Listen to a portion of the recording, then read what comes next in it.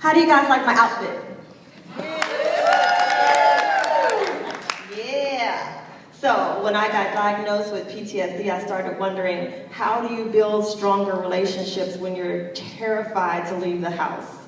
And in my research, I found that if you wear bright colors, people remember you and people like you. So here I am, with my big bright pink on. What do you think? All right. So also in my research, I found that to be authentic means to give up fear and guilt and shame. To be authentic allows you to connect with people. So right now, I want you guys to start thinking about what is your most embarrassing moment. And I'm not talking about, you know, 5th grade swimming pool, oops, I lost my top, no. I'm talking about really, really embarrassing moment. Go ahead, think about it. Something you're like, I'm never gonna share this with anyone. I'm gonna take this to my grave. Now, is there anyone here, raise your hand, that'd like to come up here and share that story? Nope, nope, nope. I wonder why. Probably because you're thinking, this is too shameful. I'm scared. People aren't gonna like me after they hear this story. But remember, if you can be your authentic self, if you let go of fear, guilt, and shame, you connect with people. So I'm gonna share a little story with you, all right? This is my most embarrassing story, I promise. So I had this fear of leaving the house. This was after 3 tours and major surgery, and I didn't really want to go anywhere or talk to anybody, but like I said, I've been researching what to do to get over this PTSD thing. And so another thing was just get out there, go do something. Put yourself in the place where you're most afraid. So my 18-year-old son and I decided we would take a trip to New York City. Big city, right? Lots of people, lots of crowds, lots of lights. This is what we call immersion people. So go to New York, we stay in a little hotel, everything is beautiful, and we decide we're gonna go and get the authentic New York slice of pizza. So about 1 block away, we find a pizza joint. And we're all excited, we go in there, we order our pizza, and the guy says, do you want something to drink? And I said, sure. Do you have any juice? How about a kale smoothie? Something with that's cayenne pepper in it or something? No, this is New York. No, we got soda. I was like, oh, well, I don't drink soda. What about some Voss water, maybe? Some Avion? No, we got tap. Oh, well, I don't drink tap water, so okay, just give me a Sprite. So I get my slice of pizza and I got Sprite. And it's a huge slice, and I'm pulling it out like this, and the cheese is just going to the length of my arm, and it is so tasty, and I sip on some Sprite. Now, I haven't had soda in years, okay?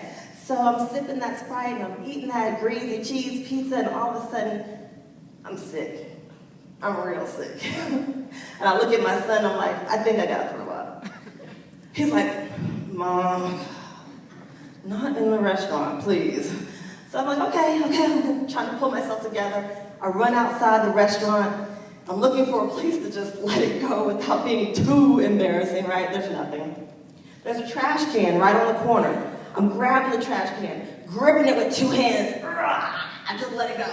Let's let it go. And that again, and again, and again. And there's about 3 or 4 guys that are right on the corner selling some souvenirs and things like that. And I'm looking at my son, I can see him through the glass window, and he's just chomping his pizza, bobbing his head, just cool as he can be. And I'm like, argh. And I'm looking, I'm like, hell, I've been out here 10 minutes. When is this kid gonna turn around? Nothing. He's just sitting there. I can see him, head cocked back, cheese, grease running all down his hand. What? Nobody comes to help me. I can't speak, I can't move, my stomach is like in knots. It was like I was giving birth again. And so my stomach starts contracting, and oh my God, my bladder. This is the embarrassing part. Yeah, gone. And of course, what color was I wearing? White. bright pink. I'm on the corner of New York City, wearing bright pink pants, and my bladder has just said, forget you. And so I said, you know what, Lord? You must be trying to tell me something. I don't know what it is. Maybe you're trying to tell me I need to leave my son right here in New York and get on a plane and go home. Still nothing. He doesn't come out, nothing. And so I hear one of the little guys at the selling his souvenirs. He said, hey, are you okay? And I'm like, no! And I just grab myself together and I make a run for it to the hotel, which is, like I said, about a block away. Get to the hotel, I walk in, it's crowded. People to my left, people to my right. I'm like punching on the elevator door, like, come on, open. Guess what? I forgot my key. I'm standing in the hotel lobby, pants all wet, looking a hot mess. Can't go in my room. Then I turn around, here's my son. Hey, Mom. Oh, where the heck were you? Wait a minute. I don't know where you went. Like, are you kidding me right now? I was out there embarrassing myself for like 20 minutes and you just sashay up to the door. Oh yeah, I got a key. Okay, thanks, right?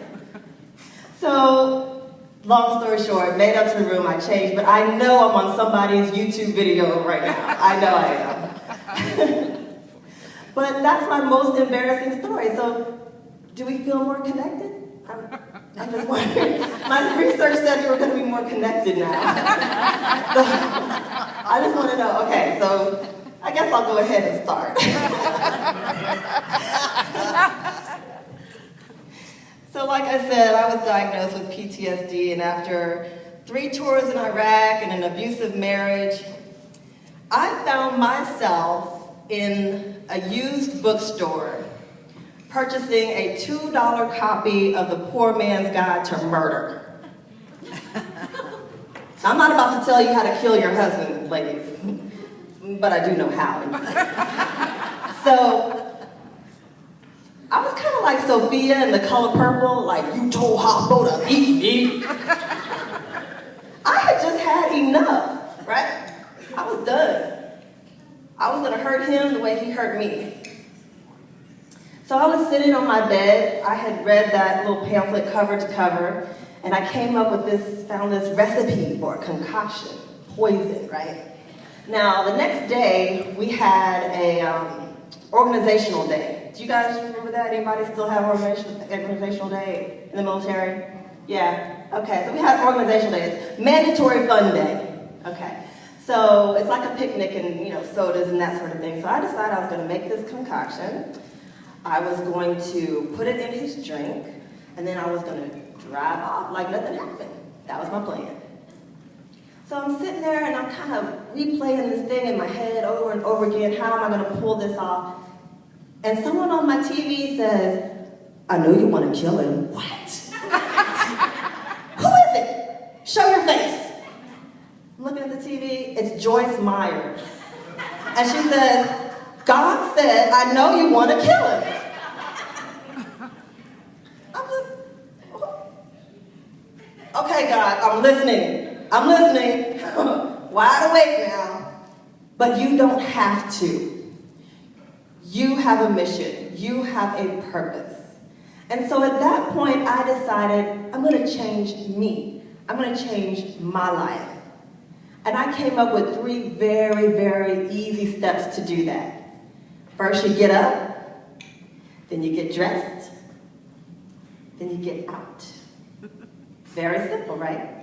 First you get up, then you get dressed, then you get out. And those were the 3 steps that really saved my life and my ex-husband's. Yeah, he's still kicking today. So before I go any further, there's 3 things that we must agree on. Number 1, we've got to agree that there's nothing in this world that is a coincidence. Everything that happens to you happens for a reason, okay? Can we all agree on that? Yes. Great. The second thing we must agree on is that the world will conspire to give you whatever it is that you ask of it. the world, God, whomever you pray to, will do whatever it is that you ask. Okay? Can we agree on that? The world conspire to make you happy, rich, whatever, if you just keep asking for it. Now, the final thing that we must agree on is that we're all crazy. Can we all agree that we're all crazy? Everybody, we all got some issues. It's not a competition, people. We're all a little crazy, right? So once we've agreed on those three things, then we can really jump into get up, get dressed, and get out. So there I was. It was just a regular night with my ex-husband, fighting again, fighting.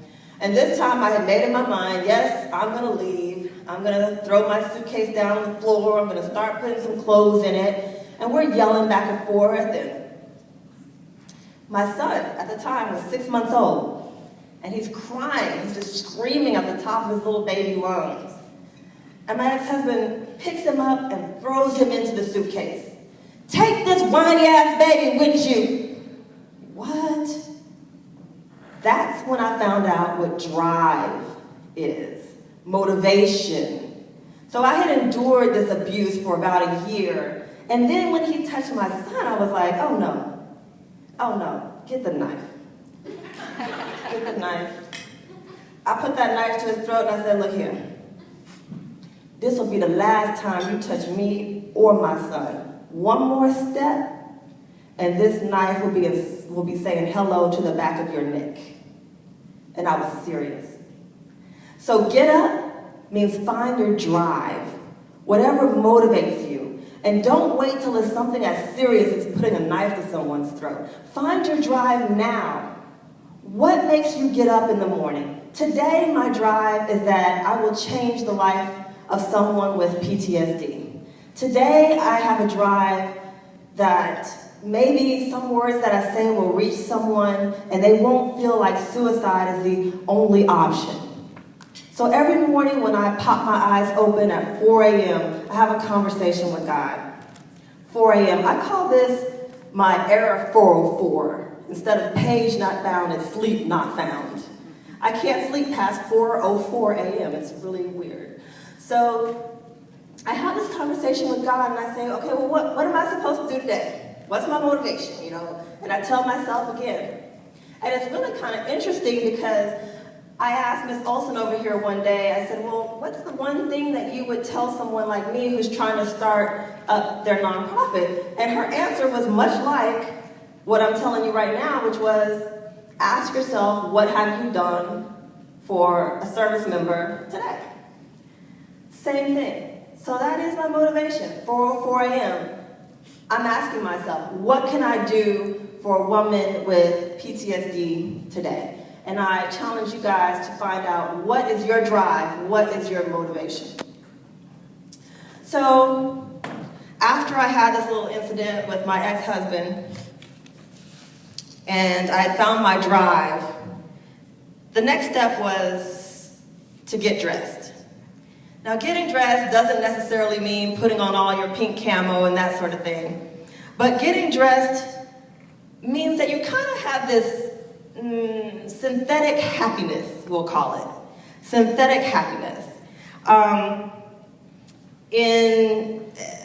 was looking at a TED Talk. If you guys are familiar with TED Talks, there was a gentleman who was talking about synthetic happiness. It's actually very possible to do. I think in the military we call it false motivation, when you're waking up at like 5:30 in the morning to go run in the snow and do sit-ups and push-ups like we're really calling cadence because we're happy. No, we're not. We're doing it because we have false motivation, right? So false motivation or synthetic happiness. So there's actually a study done where people were given a class. They had like a free coupon to take a photography class. And in that photography class, they learned everything there was to know about how to make this beautiful work of art with photography. At the end of the course, they were given 2 of the pictures that they made. They were shown